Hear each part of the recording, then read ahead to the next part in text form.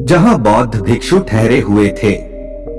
जब अगले दिन वह दोनों उस भिक्षु के पास पहुंचे तो उन दोनों ने देखा कि बौद्ध भिक्षु एक बड़े से पेड़ को पकड़कर खड़े हुए थे। व्यापारी ने कहा, महाराज आप यह क्या कर रहे हैं? आपने इस पेड़ को क्यों पकड़ रखा है? भिक्षु ने कहा, अभी तुम दोनों जाओ और कल सुबह फिर आना, मैं तुम्हें तुम्हारी समस्या का समाधान बता दूंगा। उन दोनों को थोड़ा आश्चर्य हुआ, लेकिन वह बिना कुछ कहे उन भिक्षुओं की आज्ञा लेकर वापस घर लौट गए। अगली सुबह जब वह दोनों फिर बौद्ध भिक्षु के पास आए तो उन्होंने देखा कि बौद्ध भिक्षु फिर से उसी पेड़ को पकड़कर खड़े हुए थे।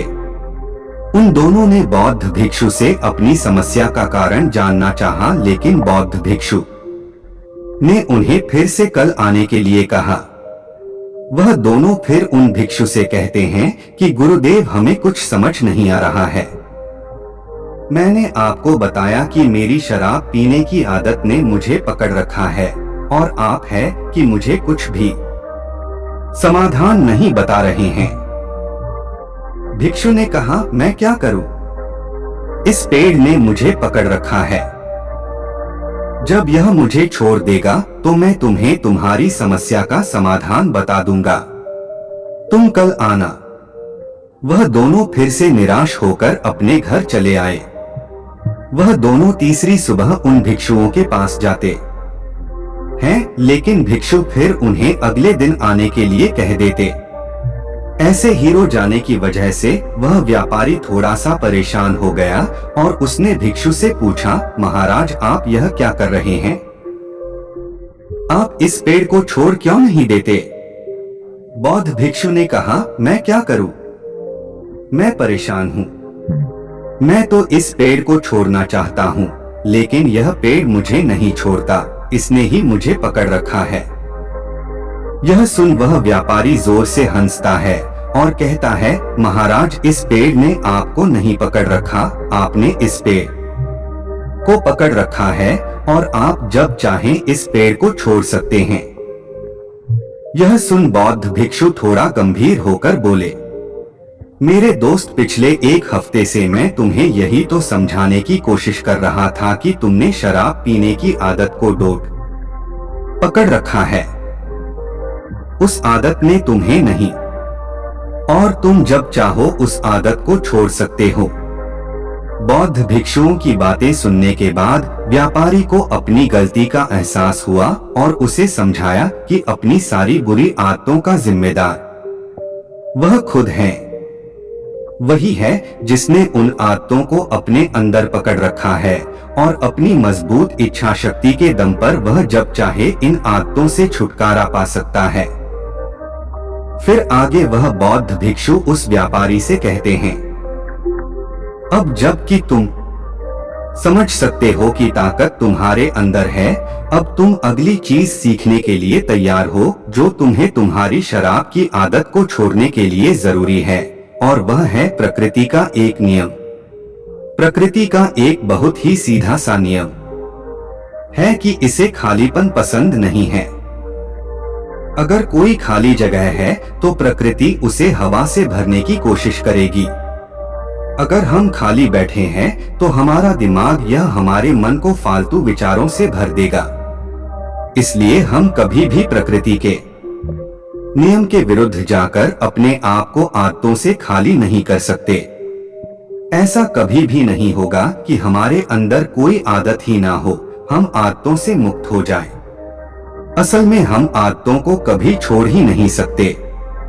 अगर कोई कहता है कि उसने कोई आदत छोड़ दी है तो असल में उसने जबरदस्ती उस आदत को दबाकर रखा है। कुछ दिनों बाद वह फिर से उस आदत का शिकार हो जाएगा, जैसा कि ज्यादातर लोगों के साथ होता है कि वह फिर से अपनी पुरानी आदतों के शिकार हो जाते हैं। इसलिए आदतों को छोड़ा नहीं जा सकता, इन्हें सिर्फ और सिर्फ बदला जा सकता है। सुबह देर से उठने की आदत को जल्दी उठने की आदत से बदला जा सकता है। खराब खाने की आदत को पौष्टिक खाना खाने की आदत से बदला जा सकता है। इसी प्रकार हम अपनी किसी भी बुरी आदत को केवल अच्छी आदतों के साथ बदल सकते हैं, उन्हें कभी भी छोड़ नहीं सकते। इस पर वह व्यापारी कहता है, लेकिन गुरुजी अगर हम अपनी आदत को छोड़ नहीं सकते तो क्या इसका मतलब यह है कि मैं कभी भी शराब पीना नहीं छोड़ पाऊंगा? इस पर भिक्षु कहते हैं, मैं इसीलिए तुम्हें यह नियम समझा रहा हूँ। तुम्हें अपनी बुरी आदत को अच्छी आदत से बदलना होगा, उसे छोड़ने की कोशिश नहीं करनी है। सुबह देर से उठने की आदत को जल्दी उठने की आदत से बदला जा सकता है। खराब खाने की आदत को पौष्टिक खाना खाने की आदत से बदला जा सकता है। वैसे ही शराब से तुम किसी ऐसे आदत से बदलो जो तुम्हारे लिए फायदेमंद हो, और जब तुम उस नई आदत को दोहराना शुरू करोगे तो वह नई आदत और मजबूत बनती जाएगी, क्योंकि आदत दोहराने से बनती है, जैसे कि तुमने शराब की आदत को दोहरा कर बनाया था। जब तुम्हारी अच्छी आदत मजबूत हो जाएगी, तुम बुरी आदत की जरूरत नहीं होगी, और धीरे धीरे तुम्हारी ये नई आदत तुम्हारी पहचान बन जाएगी। आदतों को बदलना इतना मुश्किल इसलिए होता है क्योंकि आदतें बहुत लंबे समय में धीरे धीरे हमारे अंदर विकसित होती है।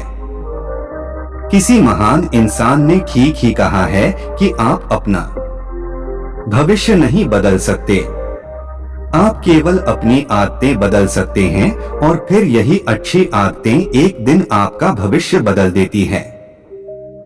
हम अक्सर अपने आसपास देखते हैं कि बहुत से लोग अपनी बुरी आदतों की वजह से परेशान रहते हैं। वे इन आदतों को बदलना चाहते हैं लेकिन बदल नहीं पाते।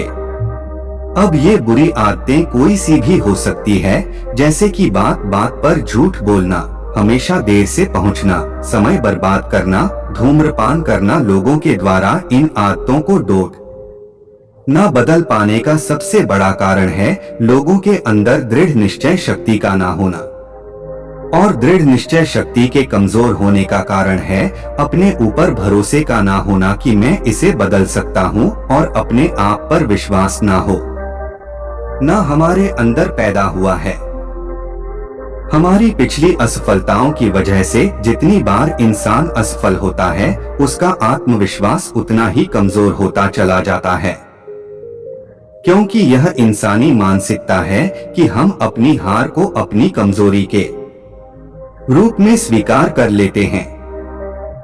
ज्यादातर मौकों में हम यह मान लेते हैं कि हम ही उस चीज के काबिल ही नहीं थे।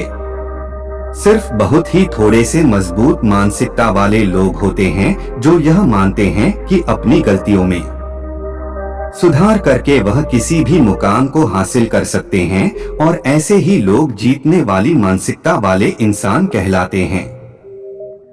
दोस्तों, उम्मीद है कि आपने आज की इस वीडियो से जरूर कुछ ना कुछ सीखा होगा।